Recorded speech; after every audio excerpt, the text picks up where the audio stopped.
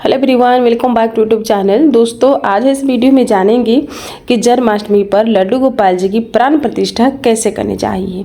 तो दोस्तों, सबसे पहले तो प्राण प्रतिष्ठा करने के लिए एक हमें दिया चाहिए और हमें दिया जला कर रखनी चाहिए और तब तक जलती रहनी चाहिए जब तक कि प्राण प्रतिष्ठा पूरी ना हो जाए।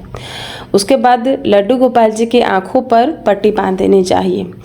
उसके बाद देखिए, जितने बड़े आपके लड्डू गोपाल जी है उतना बड़ा बर्तन लेकर के और चावल के ऊपर इस तरह से आप देख रहे हैं रख करके और ऊपर से हम चावल से लड्डू गोपाल जी को अच्छी तरह से ढक देंगे और कि लड्डू गोपाल जी दिखने नहीं चाहिए, इतना हम इनके ऊपर चावल रखेंगे।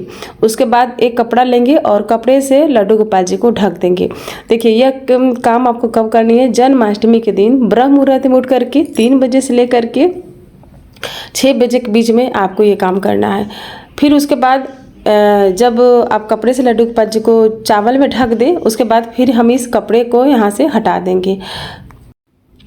तो देखिए, इस तरह से हटा देंगे कपड़े को। उसके बाद इसमें से लड्डू गोपाल जी को हम निकालेंगे। तो सबसे पहले हम ऊपर से थोड़ा थोड़ा करके हम चावल को निकालते जाएंगे और उसके बाद लड्डू गोपाल जी निकाल करके फिर चावल को चेंज कर देंगे। तो देखिए, आपको 3 बजे से लेकर के 6 बजे के बीच में इसको चेंज करना है। फिर आपको 6 बजे से लेकर के और 9 बजे के बीच में आपको चेंज करना है। तो चावल से निकाल करके अब जैसे कि अनाज में रखते हैं ना, अब हम दाल लेंगे, खड़ी मूँग की दाल लेंगे और उस खड़ी मूंग की दाल में हम लड्डू गोपाल जी को इस तरह से ढक देंगे। तो ढकने के बाद जैसे कि चावल में हमने ढका, ठीक उसी तरह से हम दाल से भी ढक करके और फिर उसके बाद ऊपर से कपड़े से हम इनको ढक देंगे। तो देखिए, इस तरह से अब हम इनको ढक देंगे। अब ढकने के बाद आपको क्या करना है, कितने बजे अब हम इस कपड़े को हटाएंगे? तो आपको 9 बजे इस कपड़े को हटा देना है। तो देखिए, इस तरह से सेम प्रोसेस करना है जैसे चावल का किया, उसी तरह से दाल का भी करेंगे। दाल का करने के बाद अब जैसे कि थोड़े थोड़े करके हम हटा लेते हैं हाथों से, उसी तरह से इसमें से भी थोड़े थोड़े हटा करके लड्डू गोपाल जी को बाहर निकाल लेंगे। बाहर निकालने के बाद अब हम दाल को खाली करके अब हम देखिए मीठे यानी कि चीनी में रखेंगे। तो चीनी में जैसे कि सेम प्रोसेस आपको करना है, कोई अलग नियम नहीं है। इस तरह से सुला करके ढक करके और फिर हम रख देंगे। अब चीनी में रखने के बाद आपको कितने बजे चीनी को चेंज करना है? तो आपको चेंज करना है 9 बजे से लेकर के 12 बजे के बीच में। तो 12 बजे चीनी हटा लीजिएगा और सेम प्रोसेस आपको जैसे मैंने बताया निकाल करके अब हम फल में रखेंगे। फल आपके पास जो भी फल अवेलेबल हो, अपने सामर्थ्य के हिसाब से फल में लड्डू गोपाल जी को रखेंगे। फल में रखने के बाद ठीक उसी तरह से सेम प्रोसेस आपको करना है और उसके बाद आपको 12 बजे से लेकर के 3 बजे के बीच में फल को हम चेंज कर लेंगे। देखिए, इस तरह से धीरे धीरे हटा करके फलों को चेंज करके लड्डू गोपाल जी को बाहर निकाल लेंगे। उसके बाद आपको क्या करना है? फूल में रखना है। फूल और पत्ते लेने हैं। आपके पास फूल बहुत ज़्यादा है तो फूल ले लीजिए या फूल पत्ते दोनों मिला करके भी रख सकते हो। देखिए, इस तरह से फूलों से और कुछ पत्ते लेकर के हम लड्डू गोपाल जी को इस तरह से ढक करके और फिर कपड़े से हम इनको ढक देंगे।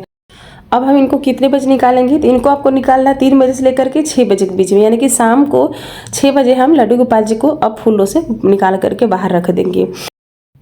कुछ लोगों को टाइम का कन्फ्यूजन होता है कि हम लड्डू गोपाल जी को कब निकालें, तो मैंने आपको टाइम ही बता दिया है। देखिए, 5 चीज़ों से निकालने के बाद अब हम लड्डू गोपाल जी को पंचामृत अभिषेक करेंगे। दूध, दही, घी, शहद, शक्कर और उसमें तुलसी के पत्ते डाल करके और इस तरह से लड्डू गोपाल जी का पंचामृत अभिषेक करेंगे। क्योंकि जब हम प्राण डालते हैं, जब शिशु माँ के गर्भ में होता है तो अशुद्ध अवस्था में होते से शुद्धिकरण करते हैं। उसके बाद स्नान कराने के बाद अच्छी तरह से श्रृंगार करके अब देखिए दर्पण दिखा करके आईना और हम इनका पट्टी देखिए इस तरह से हटाएंगे। तो बिल्कुल आईने के सामने ही इनका आंखों की पट्टी हटानी है इस तरह से। तो देखिए, आंखों की पट्टी हटाने के बाद, दर्पण दिखाने के बाद अब आप प्रतिदिन जैसे पूजा करना चाहते हैं वैसे लड्डू गोपाल जी की पूजा कर सकते हैं। लेकिन अगर आप जन्माष्टमी पर पूजा कर रहे हैं तो देखिए, जन्माष्टमी पर लड्डू गोपाल जी की प्राण प्रतिष्ठा करने के बाद नए लड्डू गोपाल जी लाते हैं। उसके बाद देखिए, आपको शाम को 6 बजे इस तरह से लड्डू गोपाल जी को ढक देंगे और एक खीरा उनके पास रख देंगे और ये काम आपको 6 से 7 बजे के बीच में आपको करनी है, यानी कि प्रदोष काल में। उसके बाद आपको 12 बज जाए, उसके बाद खीरा के डंठल को काट करके और कपड़ा हटा देंगे। हटाने के बाद फिर से लड्डू गोपाल जी को हम स्नान कराएंगे। क्योंकि लड्डू गोपाल जी का जन्म हुआ है तो वे अशुद्ध अवस्था में हैं, इसलिए हम उनका स्नान कराएंगे। दूध, दही, घी, शहद, शक्कर और तुलसी के पत्ते मिला करके और इनका पंचामृत अभिषेक करेंगे। तो जन्माष्टमी पर दोनों समय लड्डू गोपाल जी का पंचामृत अभिषेक करना चाहिए।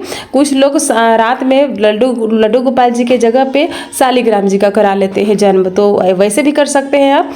तो देखिए 12 बजे इस तरह से लड्डू गोपाल जी का पंचामृत अभिषेक करके और बिल्कुल हल्का वस्त्र धारण कराना चाहिए। और जो भी आपके पास भोग अवेलेबल है भोग लगा करके आप चाहे तो 56 भोग लगा सकते हैं और उनकी फिर हम इस तरह से आरती उतारेंगे। और आप चाहे तो लड्डू गोपाल जी को झूला भी झुला सकते हैं। वैसे तो झूला जरूर झुलानी चाहिए, तो झूला झुलानी चाहिए और अपने पूजा में रहेगी कमियों के लिए क्षमा याचना मांगनी चाहिए। तो इस तरह से लड्डू गोपाल जी की प्राण प्रतिष्ठा करनी चाहिए। तो अगर आपको मेरी वीडियो पसंद आई होगी तो प्लीज़ वीडियो को लाइक कीजिएगा और चैनल पर नए हैं तो चैनल को सब्सक्राइब कर लीजिएगा और वीडियो को ज़्यादा से ज़्यादा फ्रेंड एंड फैमिली के साथ शेयर कीजिएगा। तो फिर मिलेंगे एक नए वीडियो के साथ, तब तक के लिए हरे कृष्णा, राधे राधे।